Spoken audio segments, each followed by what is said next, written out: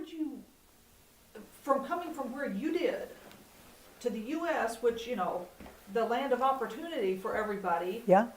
what would you tell people who don't appreciate the United States? The number one, they do not know the history, and for that reason alone, they don't have a good view. And the upbringing from the home upbringing is not there. Whenever there is no God, it is very difficult. My first and my only opinion is God has blessed this country. And people in this country do not know what hunger is, what it means not having, and what is freedom. Mm-hmm. When we came to New York, I had the opportunity by a couple of people from church to go to Florida. And this was 1959 that we came. In April, in October, this lady offered to take us to Florida. And my first initial thing is, how do you travel? Don't you need a passport? How do you cross from one state to another? To me, that is the freedom. That signified total freedom. You move around where you want to go.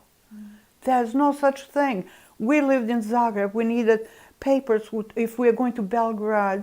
What are you doing there? Why are you going? Where did you get the money for it? All these questions. Somehow, when we were in Yugoslavia, my mother, we didn't have instruments, nothing. So she saved the money to buy a radio. Mm-hmm. Do you know you can have a radio, but you have to pay every month for having it, like a tax, on a radio. And people don't understand in this country. You have millions of different ways of communication, and people are so misusing it. But the enemy has done that. You know, when you think what we have, the electronics, how blessed we are, but look what is used the most. It's used for the negative. And I think people need to wake up and understand that this country is the blessed country above all others. There is no such a place on this earth. And they need to treasure that. The abundance of food. Because what I said, they don't know what the hunger is. Hunger around the world. There are places they don't understand how people live. You don't have a clean water to drink. John and I, you know, they had those pumps. I don't know how deep it goes, but when we pumped it out, those, what do they call those worms? The tapeworm? Is it tapeworm? Yeah. They were floating in.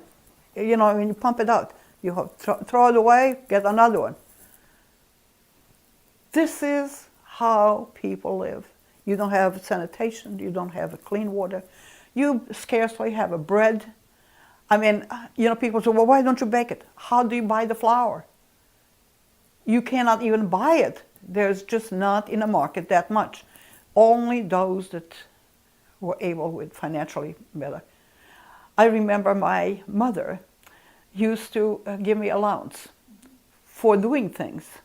And so she would say, here's to dinner and some other, you know, money. Go to the market. And the market is like in a city, and I'm here in the suburbs, so I need to take the train, I mean, not the train, the trolley, to go there and get that on the market and come back. And I think to myself, 2 dinars she gave me, I can buy an egg. I am going to run. I am not going to take, so I can make the same time, you see. I would run to the market.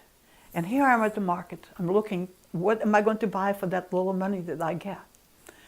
And so this one lady is observing me. I'm looking at different eggs, you know. You have goose eggs, you have duck eggs, you have this, you know. And I'm looking for the biggest egg that I can get for the money because I want my mom to make something for Sabbath, maybe, you know, some cookie or something to bake. And so this lady says, hey girl, come over. I'll show you which egg you need to buy. Now this egg has 2 yolks in it. And I was dumbfounded. I said, okay. Here I have money, you know, that I extra, and I can have 2 yolks, just like 2 eggs. I buy that, and I'm so happy. I come home, I say, Mom, look at it, look what I got. You know, these are the experiences that these people here have no clue, no clue. You never throw away anything. Here, everything is thrown away. You have abundance of garbage. Not in Europe. If leftovers, you know, animals usually eat that. If you have, like I said before, pieces of bread, you dry in the oven, and you use as maybe with the tea or whatever you're drinking. The reason I say tea, I used to take sugar, 2 spoons of sugar, make it brown, pour water in, and drink that as a tea.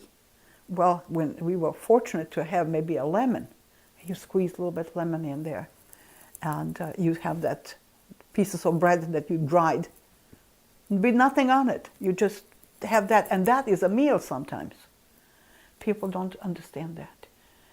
I have observed people would go to make sandwiches, and the children would eat only in the middle and throw away the skin. The Crust. And I thought to myself, isn't that a shame? Somebody would give anything to have those pieces of crust. Plates. We have a potluck or whatever. They pile up on the plate. The children, go first. I asked one child, I said, did you taste that before? No, I didn't, but I'm going to try it. I don't like it. Throw away. Leave it. We never. When you take something on a plate, you finish it. Be careful what you're taking and how much, because you got to finish that. There's no such thing throwing away. And that stayed pretty much with me through the life. And my girls, I would say, probably are very good. Not what we were, me and John, as we were growing up. We never said a bad word to my mom. My mom, if we were someplace outside playing, and it was not much room, but you go on the street, you have some friends there from school, and my mom would just stand over at the door, Magda, John. That's a tone. She didn't have to scream and holler and call. We were very mindful to look and see if she's going to call. This is how we were used. Today, I hear children, I don't want this, throwing tantrum on the floor, this and that. Parents say something, sit here quietly in a church. We would sit one on one side, one on the other side, as long as the church was there in conducting the service. No going to the bathroom, no such thing eating, bringing food into church. We ate in the morning, whatever we had, until we get back home. And that's what you do.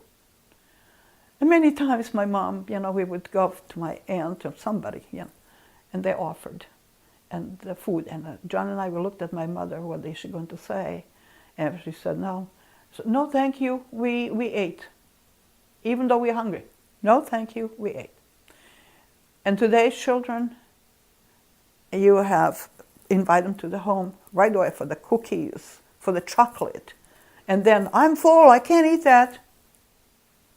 So these are the little things, but it shows you what kind of generation is being raised. And I really, truly feel God has blessed this country abundantly beyond.